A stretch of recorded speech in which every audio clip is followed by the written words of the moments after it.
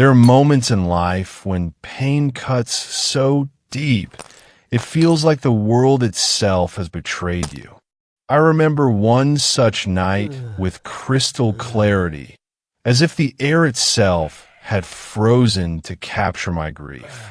It was the night I lost almost everything I thought defined me: my dream, my pride, and the person I thought I was meant to become.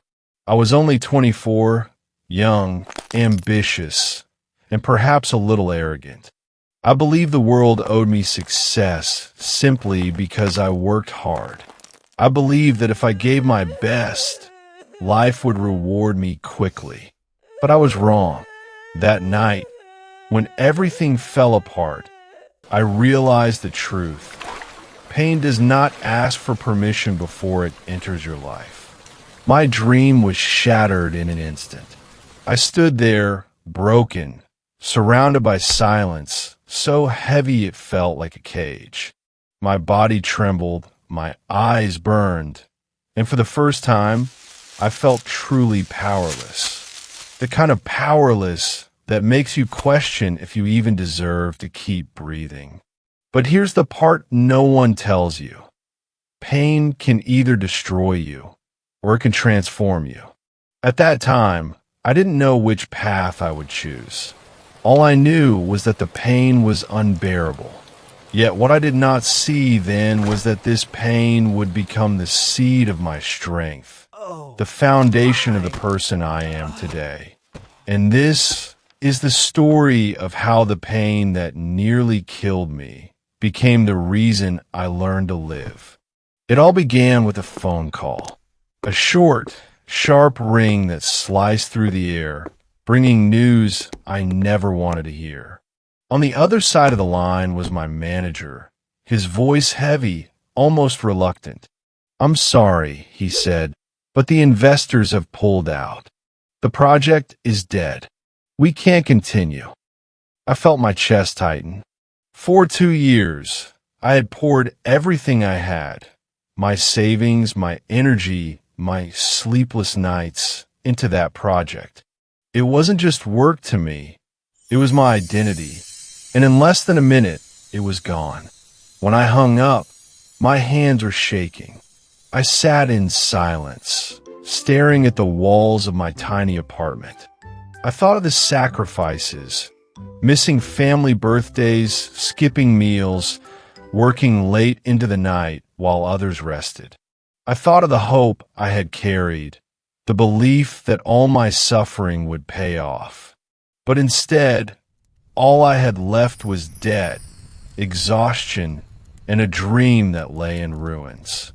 Days turned into weeks, and I sank deeper into despair. My friends tried to comfort me, but their words felt empty. "You'll bounce back," they said. But how do you bounce back when your entire sense of worth is tied to something that no longer exists? I stopped answering calls. I stopped leaving the apartment. Even the smallest tasks like making coffee or washing dishes felt unbearable.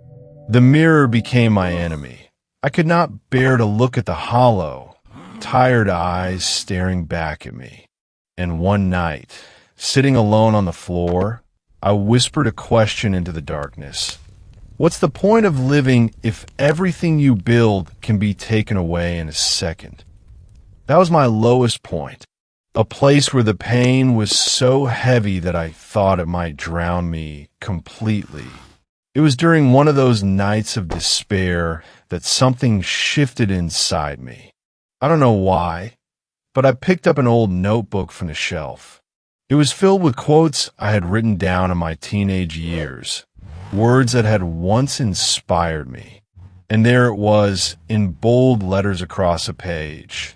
The world breaks everyone, and afterward, many are strong at the broken places. I read that line again and again. At first, it felt meaningless, just another empty phrase.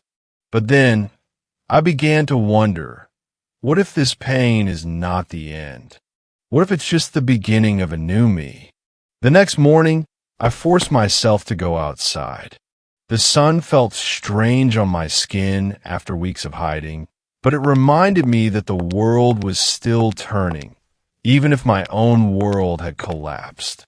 I walked slowly, almost dragging my feet, but it was a step forward, and that was enough. I began small, reading again, exercising a little, cooking meals instead of skipping them. Each small action felt like a battle won. It wasn't dramatic, but it was healing. And then I started writing. Page after page, I poured my pain onto paper. I wrote about my failures, my fears, my shame. It hurt, but it also freed me. In those words, I discovered a strange truth. My pain was not a prison. It was a teacher. The more I wrote, the more I realized that strength doesn't come from never falling. It comes from learning how to rise after every fall. Months later, I was no longer the same person.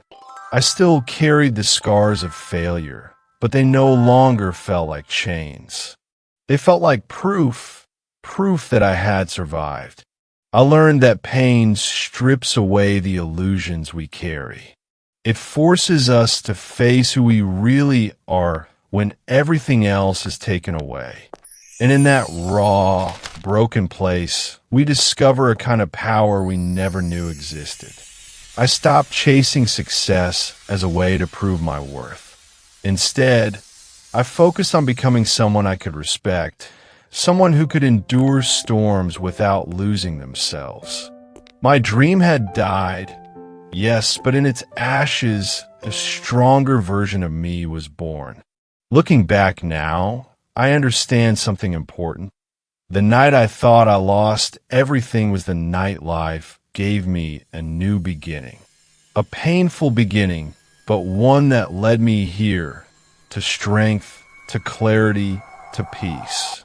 And though I would never wish that pain on anyone, I also would not erase it from my story. Because without it, I would not be the person I am today. Dear listener, maybe you are carrying your own pain right now. Maybe life has broken something inside you, and you wonder if you will ever feel whole again. If that is you, I want you to know this. Pain does not come to destroy you. It comes to shape you. We live in a world that tells us strength is about never falling, never crying, never breaking. But that is a lie. Real strength is born in the moments when you have nothing left, and yet you choose to take one more step forward. Your pain may be heavy now, but one day you will look back and see it as the very reason you became who you were meant to be. Every scar will tell a story, not of weakness, but of survival, of courage, of growth. So if you're in the dark valley today, hold on. Keep moving, even if the steps are small. Because pain is not the end of your story. It is the fire that will forge your strength. And when you rise, as you surely will, you will carry a new kind of power within you. The kind of power that comes only from pain. The kind of power that whispers, I have been broken, but I'm stronger now. And maybe, my friend, learning English feels the same way. At first, it can be painful. You make mistakes, you feel embarrassed, you doubt yourself. But just like the struggles of life, those moments of pain are not signs of failure. They're signs of growth. Every mistake you make in English is not the end. It is a step toward becoming stronger, clearer, and more confident. So don't give up. Keep listening, keep practicing, keep walking forward one step at a time. The pain you feel in learning will one day become the strength of your voice, the key that opens doors you never imagined. If this story touched you, stay with our channel. Listen, learn, and grow with us. And remember, your pain, even in English, will make you stronger.